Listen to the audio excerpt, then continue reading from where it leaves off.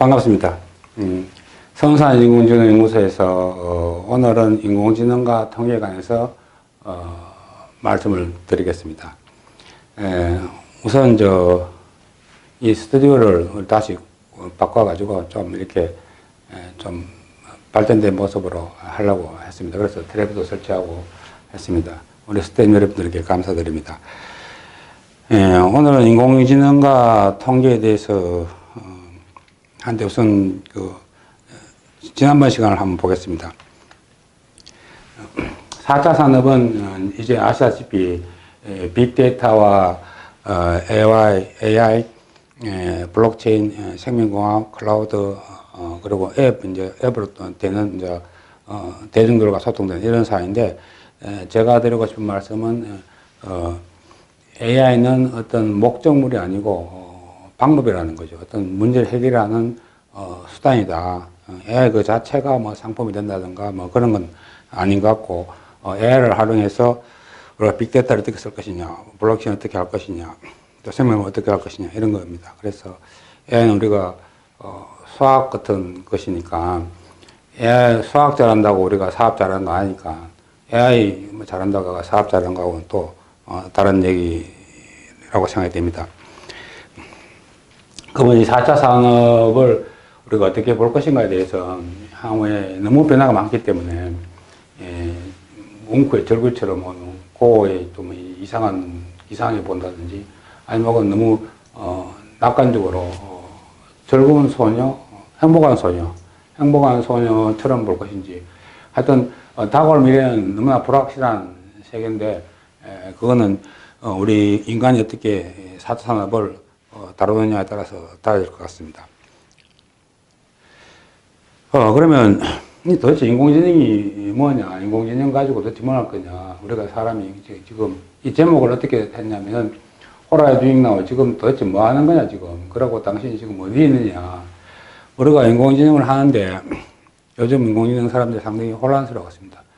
도대체 내가 뭘 하고 있는지 잘 모르겠다, 이런 생각이 들고, 그리고 인공지능이 어디에 와 있는지 잘 모르겠다, 이런 생각이 듭니다. 그래서 인공지능이 어떻게 구성되어 있는가를 한번 살펴볼 필요가 있을 것 같아요. 그리고 인공지능은 처음에 랭귀지가 파이썬이나 텐스플로우, 파이토치 이렇게 해서 수학적으로 어프로치메이션 해가 디시전 트리, 랜덤 포레스트, K 네이버 뉴스트 이런 거, DNN, CNN 이런 거 가지고 이제 주방구가 잔뜩 있고, 음식이 있고, 이렇게 해서, 그래가지고, 이거 도대체 뭐 할 거냐.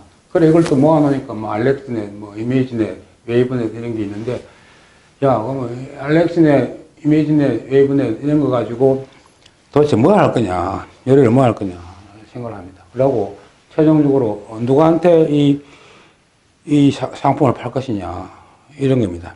그러니까, 지금 여러분이 있는 위치가, 파이썬 공부하는 단계에 있는 건지, 텐서플로우 공부하는 단계에 있는 건지, 아니면 알렉스넷을 공부해서 엠니트 숫자 맞추기 하는 건지, 이미지를 해서 CCTV를 만드는 건지, 웨이브넷을 해서 음성을 보는 건지, 도대체 지금 있는 위치가 어디냐, 그걸 한번 물어보고 싶어요. 그러면 도대체 마지막에 고객은 엔드유저 누구냐, 이렇게 묻고 싶습니다. 근데 이 장에서 제가 말씀드리고 싶은 것은, 알렉스넷 공부하고, 이미지넷 공부하고, 웨이브넷 공부하고, 또 강화학습 공부하고, 이렇게 해서 요즘 젊은 세대들이 빨리 사업해서 돈을 벌기를 이렇게 바라는데, 바람직하다면 여러분이 경제적으로 그렇게 어렵지 않으면 계속 공부를 하면 좋겠다는 거예요. 계속 공부를. 우리가 수학 공부를 하는데, 중학교 수학 마치고 나서 사업화 하느냐, 고등학교 마치고 사업하느냐, 대학교 마치고 사업하느냐, 대학원 마치고 사업하느냐, 그거와 비슷한 겁니다. 그래서 지금 대충 웨이브넷 등대 가지고 알았다고 해가지고 나 사업하겠다. 이러면 상대는 더 좋은 기술로 나오기 때문에 지금 우리가 해야 될 일은 공부라고 생각합니다. 그럼 공부인데, 그 나이는 30, 40 어떤 사람은 이렇게 되는데, 당연히 생계가 급한데, 공부만 하라니까, 좀 이상하게 되는데, 그래서 이런 경우에는 뭐 제 개인적으로는 정부나 대기업이 좀 많이 도와줘야 되겠다, 공부할 수 있는 여건을 좀 만들어줘야 되겠다, 아니면 프로젝트를 많이 만든다든가 해서 나중에 말씀드리겠지만 범국가적으로 AI 공부를 해야 된다. 이거는 AI라는 것은 수학을 보기 때문에 교육 차원에서 되는 거지. 지금 당장 성과를 내는 것은 좀 성급한 거다. 그래서 지금 우리가 어디 있느냐, 이제 이걸 좀 알아야 되겠다는 거죠. 지금 당장 뭐 요리를 만들어서 팔겠다. 당장 뭐 어떤 수익을 내겠다. 물론 수익을 낼 수 있는 뭐 로드 애바이저라든지 뭐 주가 프로그램이라든지 아니면은 또 뭐 여행사 정보 안내라든지 뭐 등등 뭐 있고 또 스마트 공장도 뭐 있고 뭐 그런 수도 있지만 근원적으로는 계속 공부를 해야 된다. 이걸 제가 말씀드리겠습니다. 인공지능을 하는데 제가 왜 자꾸 이 뇌를 보여주는가 하면은 인공지능은 결국 인간의 뇌를 모방한 거기 때문에 인간이 어떻게 학습을 하는가. 우리가 어릴 때 생각해보면 말을 어떻게 배웠습니까? 어떤 사람은 기역, 니은, 티끌, 니은으로 배운 사람이 있고, 어떤 사람은 가나다로 배운 사람이 있고, 어떤 사람은 통짜로 배운 사람이 있고, 사람마다 배우는 방법이 다 달라요. 그리고 또 배우는 게 컨티뉴스하게 배우기 때문에, 이거하고 지금 우리 인공지능하고 배우는 방법이 좀 다르지 않느냐, 이런 생각이 듭니다. 그래서 아직까지도 인공지능이 학습하는 거하고 인간이 학습하는 거하고는 굉장히 많이 다르다. 그래서 지금도 그 인공지능의 상태라는 거는 인간이 학습하는 단계하고도 너무 차이가 많다. 그래서 인공지능이 앞으로 발전할 수 있는 가능성은 굉장히 많다. 이렇게 역설적으로 이렇게 얘기할 수 있습니다. 자, 오늘은 도토리 얘기를 좀 하고 싶은데요. 뭐 저희 수원사에도 도토리가 만화가 다람쥐도 있고 이러는데, 도토리를 한 바구니 따가지고 그럼 여러분한테 문제를 내면은 도토리가 무게가 한 알당 무게가 몇 g이 되겠습니까? 제 생각에 한 10g 내지 한 5g에서 한 15g 사이에, 5g에서 한 15g 사이에. 그러면 제가 여러분한테 산에 있는 도토리가 무게가 얼마냐 이러면 여러분 당장 하면 어떻게 하겠습니까? 제일 부지런한 사람은 산에 가서 도토리를 막 따와가지고 하나 도토리를 무게를 재을 겁니다. 이렇게 재을 겁니다. 재가지고 그러면 이제 평균을 구해가지고 이제 평균 13g이다 이렇게 얘기를 할 거예요. 그러면 그걸 도토리 무게를 인공지능이 데이터를 집어넣으려고 하는데 컴퓨터한테 인공지능한테 도토리 500개를 따왔는데 평균 무게가 뭐 15g이다. 그럼 인공지능이 굉장히 알아듣기 힘들어요. 야, 그거 데이터 500개 내놔라. 이제 이렇게 될 거 아니에요. 그러면 인공지능이 데이터 500개를 받아가 자기가 뭐 계산하는데 그러지 말고 우리가 통계학적으로 이 도토리가 가우스 분포를 따라가는데 평균이 15고 표준 편차가 이러다 하면 그래프가 딱 나오거든요. 그러면 인공지능이 받아들이는 거는 평균하고 표준 편차하고 두 개만 있으면 돌아가는 거단 말이에요. 500개 데이터가 없어도 되니까. 그래서 제가 여기 들고 싶은 건 뭔가 하면은 도토리의 무게를 모델링 할 수 있는 통계 방법이 뭐냐. 그게 가우시안 분포를 따를 것이다 라고 추정을 하는 거예요. 그럼 가우시안 분포를 따를 걸 어떻게 알았냐. 오늘 그 이야기를 하고 싶은데 왜 가우시안 분포를 따르냐. 우리가 자연계에 일어나는 평균적인 값들은 대부분 가우시안 분포를 따릅니다. 이것은 이 자연계에서 일어나는 어떤 평균 수치가 가우시안을 따른다는 것은 경험적인지 뭐 수학적인지 모르겠지만 아마 경험적일 가능성이 많은데 뭐 사람의 키라든지 어떤 사람의 키 또 뭐가 있을까요? 과일의 무게라든지 또 여러 가지 종류들 하여튼 그 자연계에서 일어나는 산포가 있는 건 가우시안 분포를 따른다 하는 게 일반적으로 알려져 있어요. 왜 그러냐면 우리가 이미지를 분석할 때 픽셀당 빨간색, 파란색, 녹색입니까? 그것이 RGB 세계가 이 가우시안 분포 안에서 움직일 것이다. 이렇게 가정을 하거든. 그래서 인공지능에서 계속 가우시안 얘기가 나오는 거예요. 근데 이 가우시안의 분포라는 거는 연속성이 있는 그래프의 경우가 많아요. 이게 이제 그래서 이게 상당히 중요한 얘기입니다. 왜냐하면은 컴퓨터에다가 500개 도토리 넣어주고 다음날은 1000개 넣어주고 다음날은 또 10,000개 넣어주고 계속 바뀌고 이렇게 되니까 뭐 컴퓨터가 데이터가 굉장히 많은 거 아니에요. 그러고 뭐 도토리 알아서 썩은 것도 있고 어떤 날은 뭐 이렇게 되는 거예요. 그래서 데이터를 어떤 가우시안 모델, 가우시안 형태로 딱 우리가 가정을 하면 소식이 아주 심플해진다는 거예요. 그래서 픽셀에서 RGB가 나올 확률을 가우시안으로 딱 우리가 가정을 하면은 굉장히 쉬워진다는 거예요. 그런 게 있고, 옆에는 동전을 던지면 앞면이 나올 것이냐, 뒷면이 나올 것이냐. 주사기를 던지면 1, 2, 3, 4, 5, 6, 나오기 1이 나올 확률, 2가 나올 확률, 3이 나올 확률, 4가 나올 확률, 5가 나올 확률. 그러면 확률이 어떻게 되느냐. 이걸 무한히 반복하면 뭐 주사위에서 1이 나올 확률은 6분의 1이고 2가 나올 확률은 6분의 2인데 두 번 던져가 1이 나올 확률이 6분의 1이니까 6번 던져갖고 한 번 1이 나올 확률인데 6번 던지면 1이 두 번 나올 때가 있고 안 나올 때가 있잖아요. 근데 이거는 이쪽 거는 컨티뉴스한 거고 이건 디스크리트한 그 확률 분포인데 이때 나오는 게 베르누이 디스트리뷰션 분포를 우리가 가정을 하고 어떤 연속적인 거는 가우시안 분포를 가정을 해서 그 모든 데이터 전처리를 이렇게 하게 된 거예요.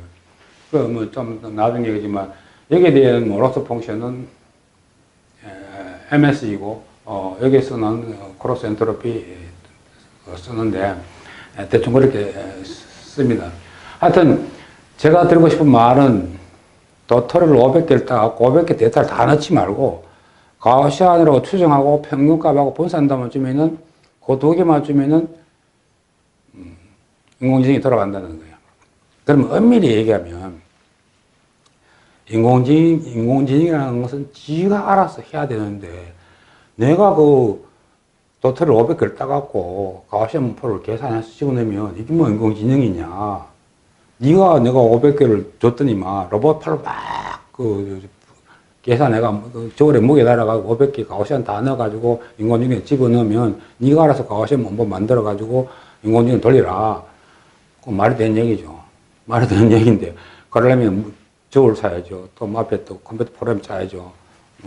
근데 또 이런 게 있어요. 이거 자꾸 시간을 끄는데 지나가던 동네 할머니가 야 그거 작년에 내가 볼게 13g이야. 이거 그걸 해볼 필요도 없어요. 그러고 대충 뭐 플러스 마이너스 뭐 10% 에러야 동네 할머니가. 그러면 뭐 컴퓨터 더 쓸 필요도 없어요. 그럼 도대체 뭐 하는 거냐. 그 옛날 사람한테 물어보면 다 아는 거예요. 그래서 옛날 지식을 가져오느냐 마느냐 이런 거예요. 그러니까 아주 지금 중요한 의미를 얘기하고 있습니다. 그런데 그 다음에 이 도토리를 보면 도토리를 가지고 어느 지방 여기가 뭐 멕시코에 뭐 샘플하는 거 든다, 뭐 샌디에고 같은 거 든다, 남미에도 팔고 유로도 팔고 뭐 중국에도 도토리를 파는데 이게 뭐 1톤씩 팔아가는데 자동차를 타고 비행기를 타고 해서 갑니다. 어떨 때는 기차를 타고 배를 타고 갑니다. 그런데 이 여름에 가격하고 겨울에 가격이 다를 수 있어요. 그래서 또 비행기를 타면 뭐 톤당 50불이고 배를 타면 톤당 10불이고 예를 들어서 여름에 여기 미국에 팔면 톤당 100불이고 겨울에 팔면 120불이고 야 그러면 또 있어요 문제가 이 도토리가 중간에 한 13g짜리는 톤당 100불에 받는데 굵은 거는 110불에 팔고 한 7, 8g 작은 건 싸게 팔고 이랬을 때 당신은 이거 어떻게 팔 거예요? 이거 도토리를 이 큰 알갱이를 기차를 타고 배를 타고 겨울에 130불을 받는 게 좋으냐? 어떻게 파는 게 가장 좋겠습니까? 그럼 도토리니까, 아이고만 배에 실어갖고, 뭐, 도마새한테 넘겨갖고, 팔면 아무 문제가 없잖아요. 근데 이게 도토리가 아니고, 이게 곡물이 되면, 이게 뭐, 운송값도, 운송비도 뭐 만만찮고, 또 여름, 겨울도 따져야 되고, 기름값도 따져야 되고, 경영이 복잡해지는 거예요. 복잡해지는 거예요. 아, 그러면은, 이 생각하는 사람이, 야, 이거 골치 아프다. 뭐냐, 이거. 인공지능한테 물어보자. 겨울에.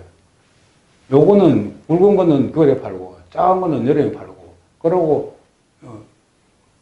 트럭을 타고 비행기를 타서 어디다 팔고, 이게 네가 최고 얻을 수 있는 이익이다. 근데 요즘 우리, 사업하는 사람, 무역업하는 사람들 이렇게 안 하지 않습니까? 왜 그러냐면, 데이터도 없고, 귀찮잖아요, 누가. 근데, 근데 해봐서 아는데, 저기 중국에 가서 여름에 갖다 팔면 돼. 뭐, 이렇게 얘기한단 말이에요. 그러면 인공지능 할 필요가 뭐 있어? 그 사람, 할아버지 말 듣고, 이건 중국에다 팔고, 이렇게. 그래서 경험이 굉장히 중요하다. 그럼 그 경험을 무시할 건가? 무시하지 않을 건가? 이 데이터를 얻으려면 몇 년간 데이터를 다 얻어가 인공지능 돌렸는데, 할아버지가 와서, 야, 뭔 소리 하냐? 도토리 알 좋은 거는 말이야. 여름에 중국에다 팔아. 그러면 내가 돈 많이 버는 거야. 인공지능 할 필요 없다는 거예요. 자, 그래서 상당히 딜레마에 빠지게 됩니다. 근데 이게 도토리가 아니고 뭐 곡물류 이런 거 되면은 또 상당히 문제가 돼요. 이것도 환율, 달러까지 집어넣고 이러면 이게 쉽게 풀어지지가 돼요. 그래서 이제 선물 거래가 일어나고 이러는 거예요. 그리고 뭐 가뭄이 늘었나 안 늘었나. 인공지능한테 물어보자. 제 생각은 인공지능한테 물어보자 이런 거예요. 그러면 인간의 경험을 집어넣어가지고 인공지능한테 물어보자 이런 얘기입니다.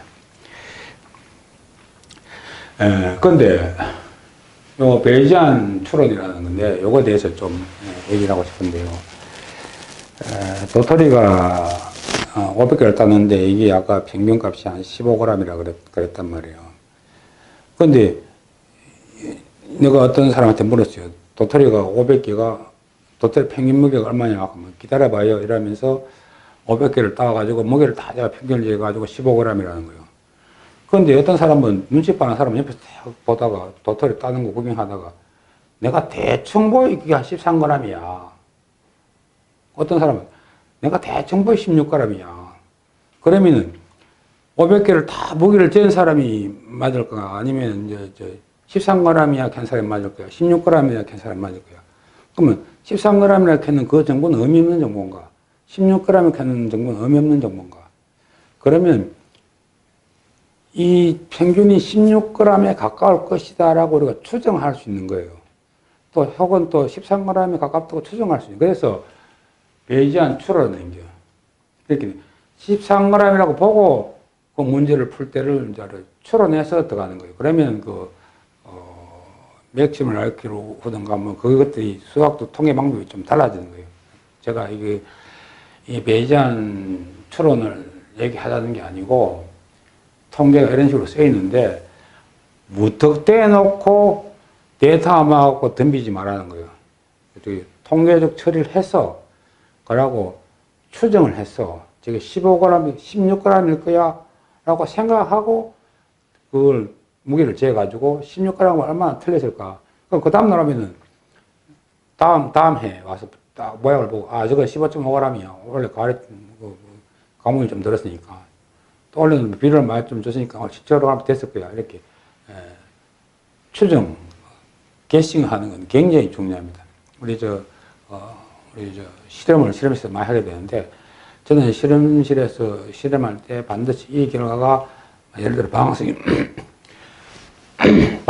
70%다, 60%다, 50%다 가는데, 실험하기 전에 저는 연구원들한테 내일 방향성은 75%좀 나올 것이다. 이렇게 항상 먼저 추정표를 얘기해 줍니다. 그리고 장난삼아, 어떨 때는, 니는 몇 프로냐? 그럼 저는 방향성이 50%다. 그러면 저는 방향성이 70%다. 그럼 가까운 쪽에 우리가 천 내기하자. 이렇게 해서 하는데, 왜 그렇게 하냐면, 가만히 있다가 실험 결과를 딱 받아봤는데, 방향성이 55%야. 그러면 그때부터 이제 왜 이랬을까 고민하기 시작하는데, 내가 방향성이 70% 해갖고 선언하고 난 뒤에 방향성이 55%가 나왔어요. 그럼 그 차이가 왜 생겼을까를 고민하게 되는 거예요. 연구에서 아주 중요합니다. 그래서 막 마구대로 실험할 게 아니라 실험을 딱 실험 스케줄을 잡아놓고 그것이 반응성이 70%다, 60%다. 딱 게싱을 하고 들어가서 다음 결과를 딱 받아보면 70%야. 그러면 네, 예상대로 됐어. 그런데 확 떨어지면 이거 문제가 생겼구나. 나 생각을 바꿔야 돼. 다른 방법을 찾아야 돼. 이렇게 해서 사전 대비를 하게 되니까 추정은 아주 중요합니다. 그래서 배시한 추정 통계도 굉장히 중요하다고 저는 생각합니다. 무턱대고 하는 것보다 항상 추정을 해야 됩니다. 그러고 이번 인공지능과 통계라는 걸로 말씀을 드리는데 약간 뭐 좀 인공지능과 좀 다른 얘기를 하는데 오늘 엔트로피 또 얘기를 할 겁니다. 엔트로피 얘기인데 엔트로피가 나 인공지능에서 로스 펑션을 쓰기 때문에 로스 펑션 하는 거는 내가 원하는 거와 원하지 않는 거와 그 차이, 거리를 말하는 건데, 엔트로피는 실제로 뭐 거리는 아니지만, 우리가 차이를 얘기할 때 A와 B 거리를 많이 측정하지 않습니까? 거리를 측정하는데, 그런 개념의 엔트로피라는 게 있어요, 엔트로피. 엔트로피에 대해서는 얘기가 뭐 굉장히 길어질 수 있는데, 사실은 뭐 엔트로피만 얘기해도 한 3개월 정도 할 수 있는 분량이에요. 우리 학원과나 뭐 재료과나 기획과에서 엔트로피를 모르고 졸업하는 사람이 대학생이 한 90%라고 해도 과언이 아닙니다. 엔트로피가 그만큼 이해하기 어려운 거예요. 어려운 건데, 여기서 말하는 엔트로피는, 그럼 우리가, 기계나 연력학이나 화학이나에서 말하는 엔트로피냐, 아니면 그냥 통계에서 말하는 엔트로피냐 하는 건데, 근본 철학은 비슷해요. 엔트로피는 무질서의 정도라는 걸 의미하는 겁니다. 무질서의 정도. 이렇게 무질서가 많이 커지면 엔트로피가 높은 거예요. 엔트로피가 높죠. 무질서가 커지면. 이건 좀 얘기해야 되는데, 엔트로피 얘기가 나왔으니까, 연력학 제2법칙이 뭔지 아십니까? 연력학 제2법칙이 엔트로피 증가의 법칙이에요. 모든 우주에 있는 엔트로피를 다 합치면 항상 증가하는 거예요. 그러면 그게 무슨 얘기냐면은, 모든 우주에 있는 건 무질서는 증가하는 거예요, 무질서는. 이거 그럴 수가 없는 거예요. 총량은. 우주가 확산돼가 있고, 무질서가 막 이렇게, 무질서가 늘어나는 거예요. 처음에는, 근데 물리부터 보면은, 이거 원자가 이렇게 가만히 정렬된 상태에서 엔트로피가 제로로 치는데, 막 흐트러지면 엔트로피가 증가하는 거예요. 이거 로 엔트로피인데 증가하는 거예요.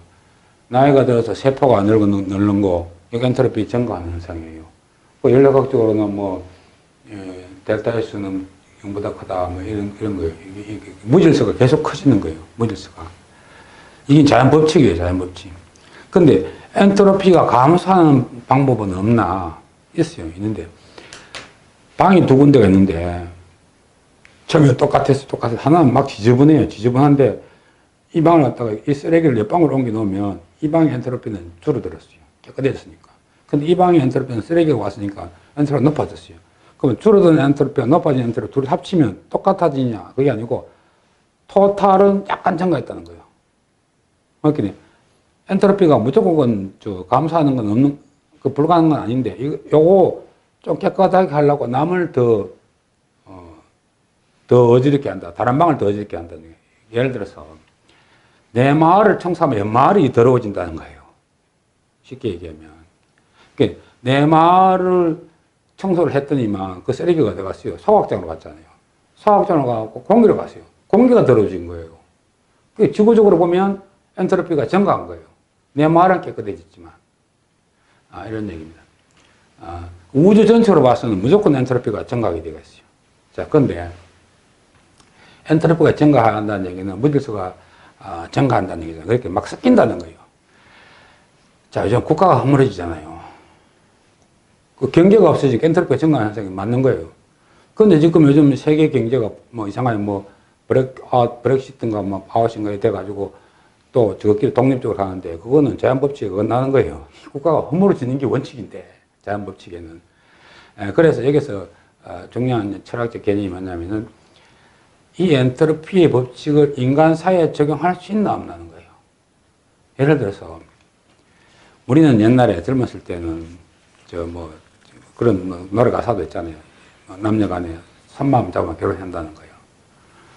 근데 요즘 남녀 관계는 대부분 결혼하기 전에 다 관계를 하는 경우가 많잖아요. 그것도 뭐 한두 명도 아니고, 물론 아는 사람도 많고 뭐 그런데 그런 경향이 모랄 엔트로피가 증가하느냐, 그렇게 도덕적으로 해이해진다. 이게 자연법칙에 맞는 이야기예요. 도덕적으로 해이해진다. 그럼 뭐 엔트로피도 증가하는데 도덕도 해이해진다. 야, 그건 제가 들으면서부터 생각하는 고민인데, 이 자연법칙이 인간의 그 정신 영역에도, 또 철학에도, 적용될 수 있는지 없는지에 대해서 고민이 많습니다. 아직도 다 못 얻었지만은, 자연법칙은 허물어진다. 모든 경계가 허물어진다. 이런 겁니다. 속도의 문제지만, 토탈리 허물어진다. 그래서, 국가 간의 그 장벽이 없어지고 뭐 이런 게 이제 쉽게 자연법칙으로 설명이 되는 거예요. 그렇습니다. 근데 이 수학에서 엔트로피, 통계에서 엔트로피를 하는 것은 정보량을 나타내는 건데, 이런 게 있다 정도만 알아두세요. 엔트로피가 어떤 두 개의 차이를 나타내는 정보량으로 하는 거예요. 이게 보통 암호할 때, 2차 세계에 암호할 때 그때 나온 건데, 어떤 숫자를 표시할 때, 쉽게 얘기합시다. 난수표에는 엔트로피가 높아요. 난수표에는 하도 섞어놔가지고 엔트로피가 무척 높은 거예요. 근데 이제 뭐 숫자가 쫙 일렬로 배열됐으면 엔트로피가 낮은 거예요. 그 엔트로피가 두 개가 똑같다 하면 두 개가 두 숫자가 같을 확률이 많아요. 그래서 어떤 이 통계에서 이 엔트로피가 같다 하면 같아질 확률이 많아요. 아까 뭐 너무 비약된 건나 모르겠지만 얘는 엔트로피가 5고 얘는 3이다 하면 달라요. 그러니까 얘가 엔트로피가 5고 얘가 엔트로피가 5다 하면 허물어진 정도가 비슷하니까 비슷할 가능성이 많아요. 그래서 엔트로피를 비교하는 거예요. 그런 게 있습니다. 다시 또 항상 우리 인공지능 할 때 뇌를 가지고 얘기해야 됩니다. 요 하기 전에 한 10분간 브레이크하고 다음 강의 계속하겠습니다.